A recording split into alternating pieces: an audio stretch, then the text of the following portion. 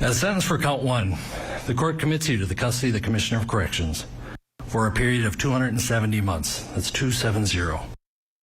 270 months or 22 and a half years. The sentence handed down today for Derek Chauvin and the death of George Floyd. The judge handed down that sentence just before 4 p.m. It followed statements in the courtroom from families of both Floyd and Chauvin. We used to have dinner meals every single night before we went to bed. My daddy always used to brush my teeth. Oh. Do you miss him helping brush your teeth? Yes. My son's identity has also been reduced to that as a racist. I want this court to know that none of these things are true and that my son is a good man.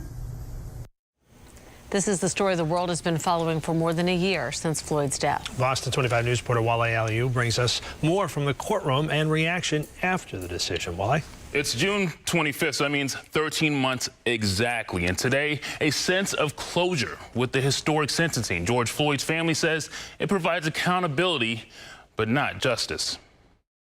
Former police officer Derek Chauvin may be behind bars for the next 22 and a half years, but the family of George Floyd got a life sentence. Our family is forever broken, and one thing we cannot get back is George Floyd. Floyd's family repeatedly demanded the maximum sentence for Chauvin. Instead, the judge added an extra 10 years to the state's sentencing guidelines, but less time than the 30 years requested by prosecutors. This is the longest sentence that a police officer has ever been sentenced to in the history of the state of Minnesota.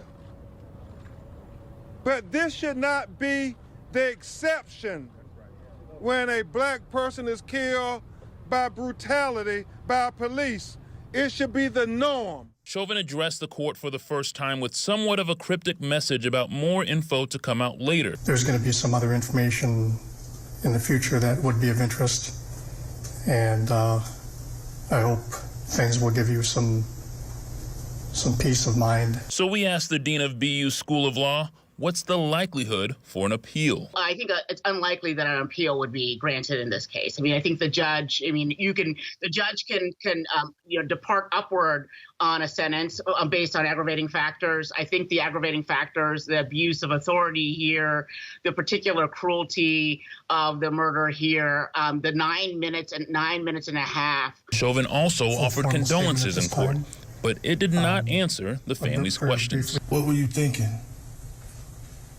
What was going through your head when you had your knee on my brother's neck? Floyd's 7-year-old daughter wasn't asking questions, but trying her best to answer them.